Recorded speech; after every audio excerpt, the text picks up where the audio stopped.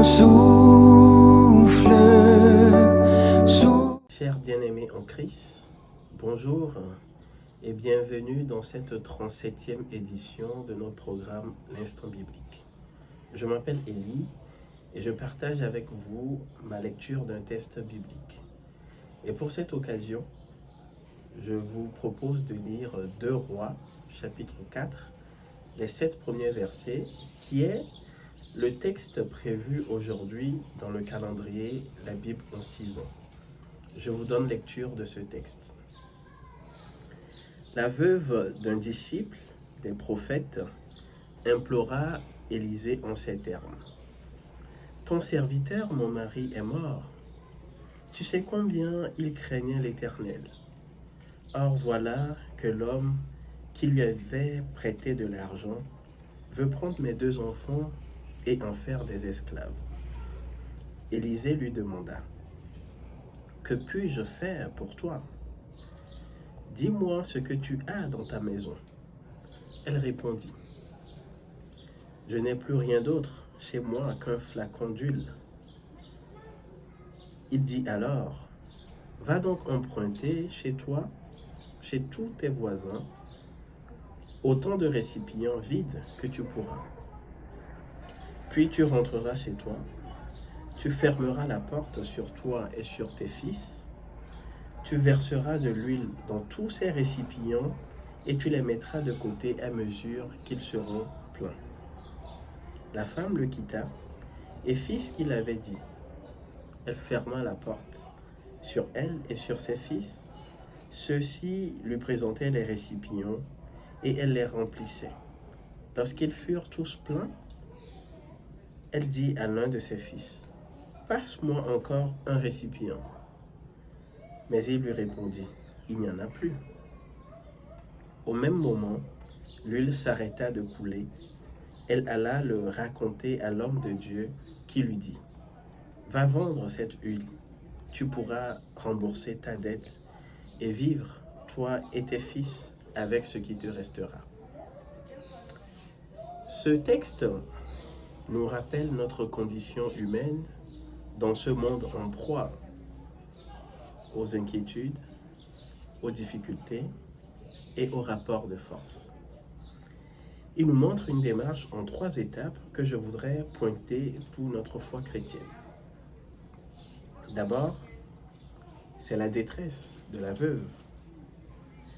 Cette veuve et ses 2 enfants sont à la merci d'un créancier impitoyable.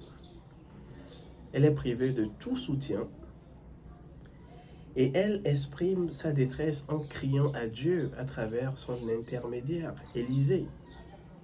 Elle nous apprend que nous devons pouvoir crier à Dieu dans les moments et dans les situations de détresse, sans justifier ou sans faire étalage de nos actes ou de nos actions. Nous devons pouvoir crier à Dieu et nous recentrer sur notre relation personnelle et intérieure avec Dieu, comme le fit d'ailleurs cette femme, en rendant un beau témoignage à son mari défunt. Le secours nous viendra de l'Éternel. C'est lui qui donne librement, sans rien demander en retour et en échange. Ensuite, la deuxième chose qui me parle dans ce texte, c'est la foi active de cette veuve.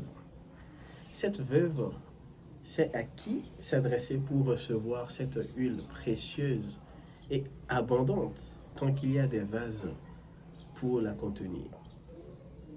Elle sait que le Seigneur est une source de bénédiction intarissable pour les familles.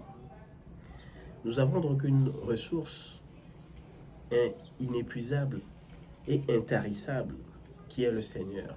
Et nous devons pouvoir nous tourner vers lui selon la mesure de notre foi pour recevoir sa puissance divine. C'est lui qui sauve de toutes les situations. La troisième chose, enfin, c'est le remède de Dieu, j'allais dire le miracle de Dieu. Dieu agit en toutes choses et en tout temps dans les disponibilités obligatoires.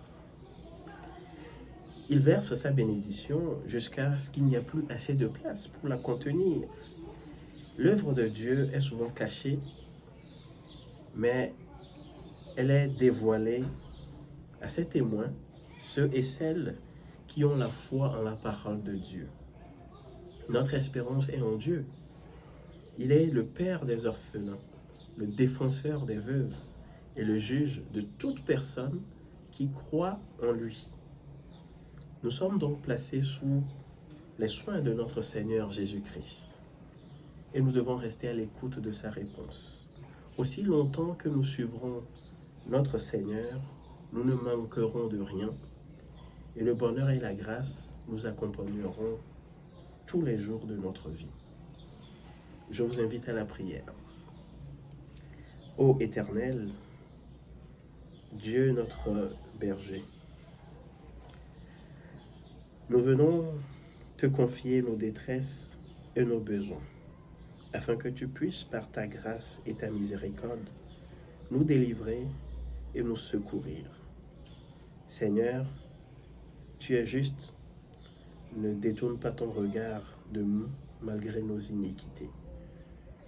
Accomplis tes promesses dans nos vies, accorde-nous ta paix et délivre-nous.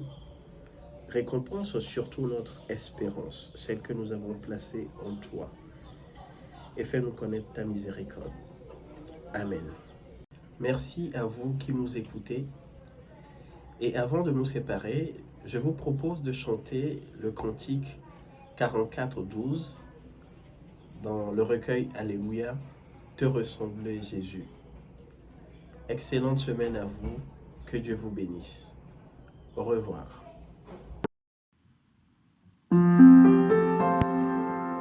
Te ressembler, Jésus, c'est mon espoir suprême. Penser, agir, aimer, toujours plus comme toi. Te ressembler, Jésus, c'est mon espoir suprême. Par ton esprit en moi,